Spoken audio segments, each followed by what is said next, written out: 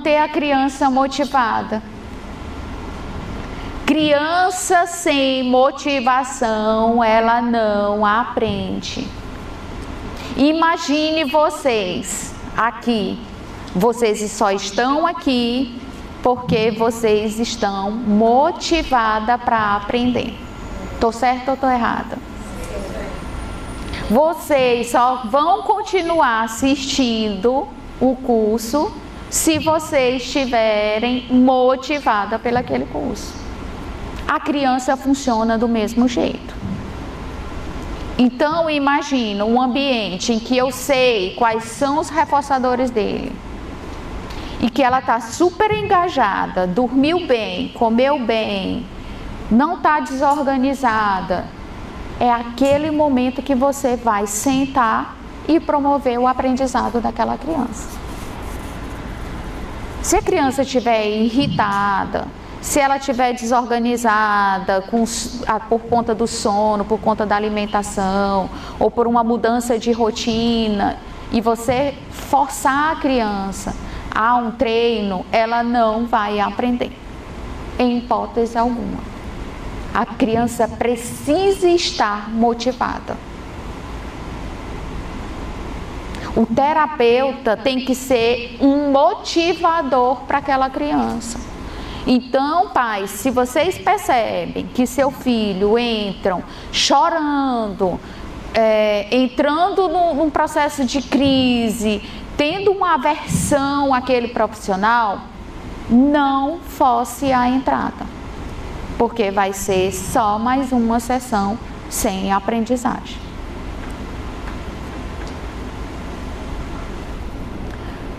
Limite os reforçadores. Os reforçadores não é para estar todo o tempo perto deles. São as suas cartas coringas. Imagine você gostar muito de, vamos pensar aqui numa feijoada. Eu amo feijoada. E eu vou para um churrasco e fazia, um mês sem comer feijoada. Então eu estou motivada para comer feijoada. Mas imagina que essa feijoada eu comi exageradamente. Então eu acabo saciada. E o poder de reforço, diminui. Eu não vou querer mais comer feijoada tão cedo. Isso acontece exatamente com as crianças. Então, se você enche a criança de carrinhos, você vai comprar uma concessionária inteira. E não vai saciar essa criança, porque ela sempre vai querer diferente. E você comprando sem fim. Então, carrinhos é para estar no alto, para fazer com que ela peça. Eu sei que ela quer o carrinho, então eu vou colocar em cima do armário e vou usar desse reforçador que ela quer muito, porque está motivada, e fazer um treino de pedir, por exemplo. Você quer o carro? Então pede. Vamos lá, peça para a titia. Ela não sabe apontar. Ajuda. Dá. Olha para ela, movimenta a boca para que ela veja a articulação e faz com que ela peça. Thaís, ela não fala porque o aparato fonoaudiólogo dela não está apto para isso. Usa as cartinhas. Ensina que aquela cartinha é para pedir. Dá. Ela entrega a cartinha, porque ela sabe que ali é o de pedir, e você entrega o item reforçador. E aí ela vai ampliando o repertório de comunicação. Seja ela verbal ou não verbal. Certifique, novamente, a criança está motivada. Use recompensas significativas. Então, se eu tenho uma criança de nível 3 de suporte, que os itens reforçadores são os itens que as pessoas chamam de aberrantes, que para mim e para vocês também não são aberrantes, são motivadores. Então é aquilo que eu vou apresentar para a criança como reforçador. Não é interessante para você, é interessante para ela. Qual o sentido? Aí muitos pais dizem assim, qual o sentido dessa criança gostar de palito? É ela que gosta, você não precisa gostar. Você precisa usar disso para promover o aprendizado. Ah, mas eu quero que ela brinque de forma funcional. Tudo bem, vamos mostrar para ela, mesmo não sendo o interesse dela.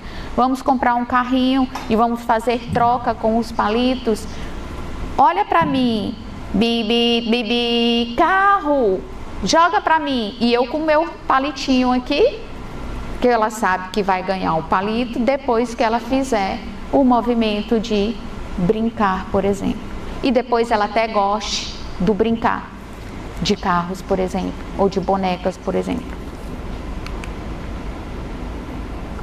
Então, quando algo é adicionado no ambiente após o comportamento, faz com que ele mantenha e aumente, sempre na consistência. Não é uma vez sim e outra não. Uma vez sim e outra não é quando o comportamento está instalado e generalizado em todos os ambientes. Só podemos dizer que um comportamento foi aprendido quando ela faz pelo menos em 3 ambientes diferentes. Então não adianta a terapeuta dizer assim, ah, mas esse comportamento ele faz aqui, e em casa não fizer, na escola também não fizer, não adianta porque esse comportamento não foi instalado. Ele precisa ser generalizado. Por isso, os pais e cuidadores devem saber de reforço positivo, para que esse comportamento seja generalizado. O que adianta essa criança fazer só comigo e com você não? Não aprende, não aprendeu, não generalizou. Itens comestíveis, tem crianças que gostam de balas, biscoitos, chicletes. Tem que ter muito cuidado com esses itens comestíveis. Petiscos, coisas que não são saudáveis, né? E que acaba gerando um problema mais na frente. Então, tem muitos pais que utilizam da comida para reforçar a criança. E a gente acaba causando um transtorno alimentar mais na frente, com obesidade, compulsão alimentar, porque essa criança vai crescer com a minha necessidade sempre vai ser a comida. E aí ela vai canalizar muitos dos comportamentos nos alimentos. E aí é um problema. Então tem que ser tudo muito regrado. Não é porque a criança goste do chocolate que eu sempre vou dar o chocolate. Vamos buscar outras alternativas para que essa criança use de outros reforçadores. Itens tangíveis ou arbitrários são os objetos, são coisas que a criança quer, atividade, lazer, jogar futebol depois que fizer a atividade. Ah, você quer o carrinho, ok, depois que você comer. Sempre é o depois. Nunca reforce antes do comportamento aparecer. Sempre é depois. Sempre. Busca por atenção, que nós também já falamos, a criança está buscando por atenção a todo custo, a todo tempo, né? E a criança tem que saber esperar, tem que saber o momento dela falar, e tudo isso é aprendido. E sensações agradáveis, como toque, paladar, som, cheiro, que são voltados mais para o sensorial da criança. Reforço negativo. O reforço negativo, ele também aumenta a probabilidade da criança se comportar de forma adequada, desde que a gente saiba utilizar no momento correto. Então, muitas vezes a criança, no exemplo do som, né? com barulhos estridentes, e muitas vezes a criança não quer usar o abafador. Tem muitas crianças autistas que começam uma rejeição muito grande com o uso do abafador, por não querer usar, né? E aí o que a gente faz para fazer um treino para que ele use o abafador, né? A gente coloca um som estridente, que aí é uma punição, tá? Que eu vou falar mais na frente. E quando a gente coloca o abafador, que ele percebe que o ruído saiu, ou seja, a gente removeu um estímulo para ele utilizar o abafador. Aí sim, eu retirei algo para aumentar o comportamento dele usar o abafador. Isso serve para instalação e manter o comportamento adequado. Esquema de reforçamento contínuo e intermitente. Ó, toda resposta é seguido da apresentação de um estímulo reforçador, até o momento que esse comportamento foi instalado. Então, quando estiverem fazendo uma instalação de um comportamento, sempre reforça. Sempre reforça. Intermitente, algumas respostas são reforçadas e outras não. Por exemplo, quando a criança está começando a falar mamãe ou papai. Então, diante da mamãe, a criança fala mamã. E a gente reforça com isso, muito bem, mamãe, abraço. Só que diante da mamãe, ela fala papá. Eu não reforço. Mamã. Mamãe. Uau, reforço. Aí diante de papai, não reforça. Ok? Então, os esquemas diferem também em relação aos seus efeitos sobre comportamentos mantidos por ele. Vamos falar sobre a modelagem e manutenção de comportamentos, que é contínuo e mais eficaz para a modelagem de novo comportamento. Contínuo é mais eficaz. E todos envolvidos na aprendizagem daquele comportamento tem que fazer a mesma coisa. Não adianta você reforçar e o pai da criança não reforça aquele comportamento adaptado. Aí ele vai entender, com minha mãe eu posso fazer dessa forma e com meu pai eu vou fazer diferente. Então todos os envolvidos devem saber reforçar no momento correto. Todos. Resistência à extinção. No esquema de reforçamento intermitente, principalmente os variáveis, são ideais para a manutenção de comportamento, ou seja, aumenta a sua resistência à extinção. Então, é algo contínuo, intermitente, que faz com que resista à extinção de um comportamento. Vamos lá. Existe o DRO, que é reforçamento diferencial de outros comportamentos. Que é o quê? É uma alternativa comportamental em termos de esquema de reforçamento bastante usada para reduzir a frequência de um comportamento sem a utilização de punição ou de extinção somente.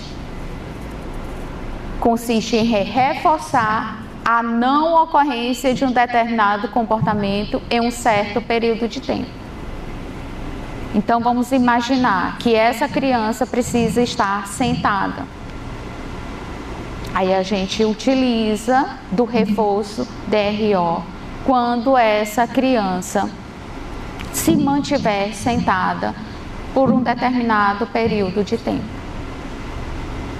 Esses termos é mais técnico para os profissionais começarem a ensinar vocês. Então, diante de outros comportamentos, num determinado tempo, a gente reforça.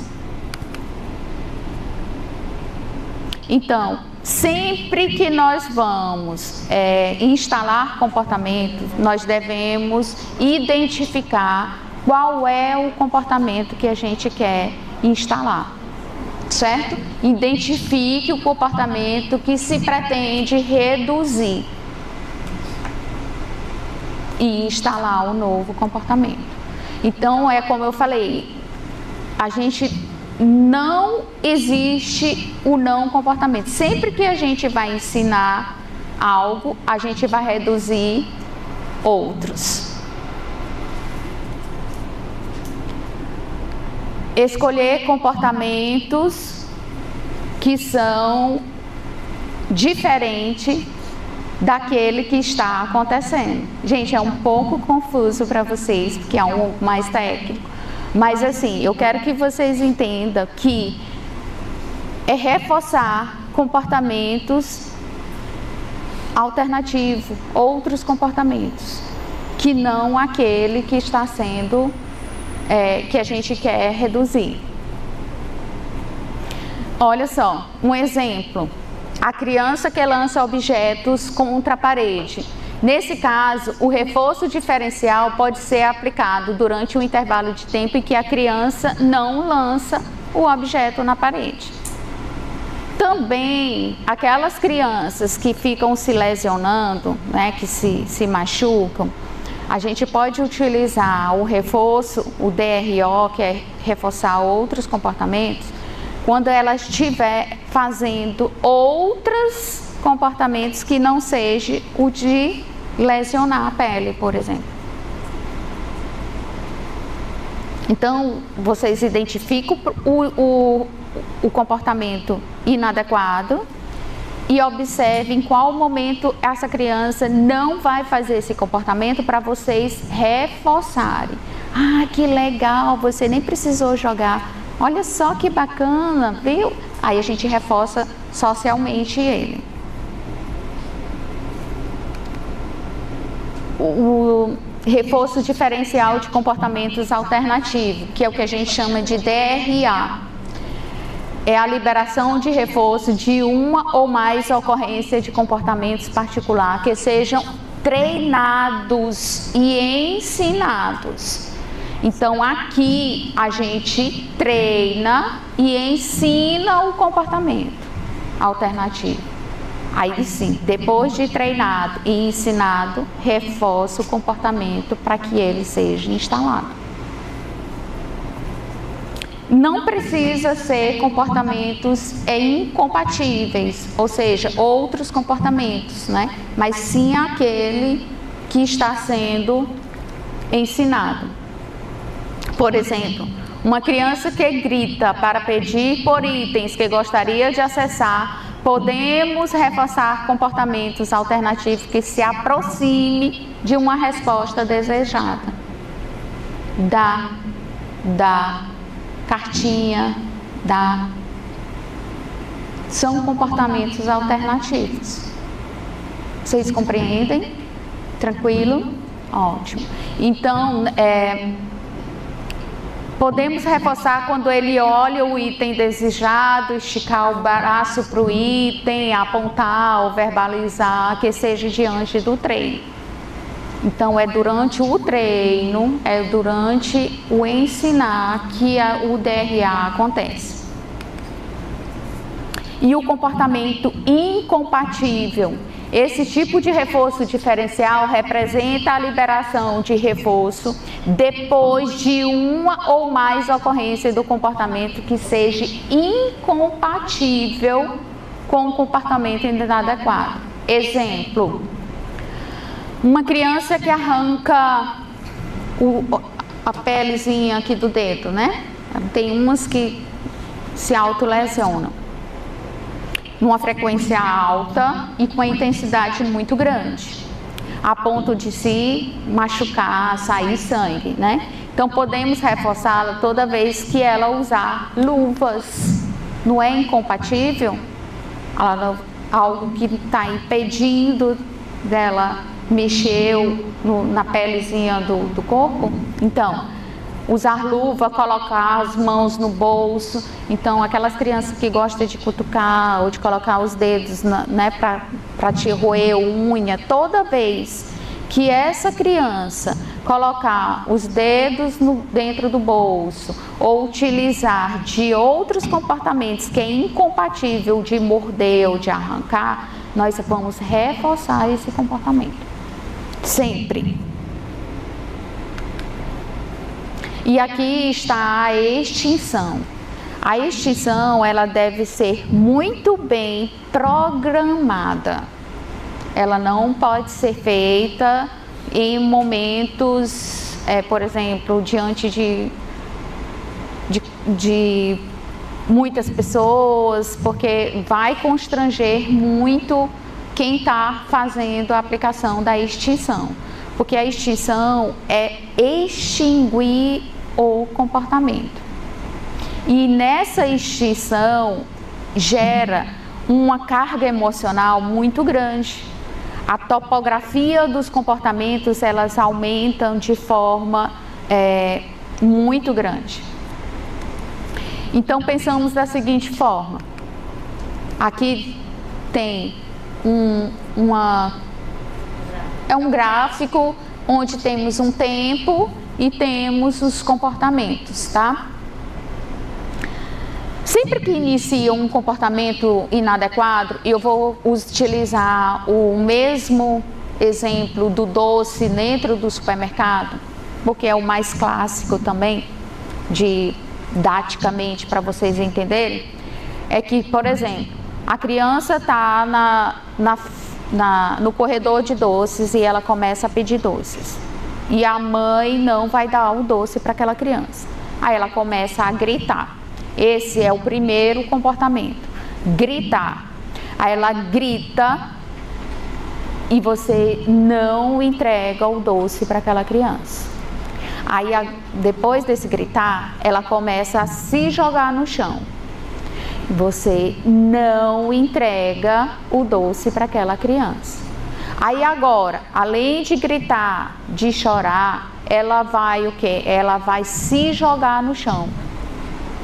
E nenhum desses momentos vocês vão reforçar. Eu entendo que você quer, mas o momento não é de comprar doces. E vai gerando nela um desconforto emocional muito grande. Então ela começa a suar, o coração começa a ficar mais acelerado, mas em nenhum momento deve se reforçar o comportamento. Então ela vai escalonando esses comportamentos até chegar num ponto que é o pico máximo de extinção, e esses comportamentos eles vão decaindo. Então ela começa a cair. Quando ela chega no final, você reforça ele. Muito bem que você se acalmou, mas não entrega o item que a criança quer, em hipótese alguma.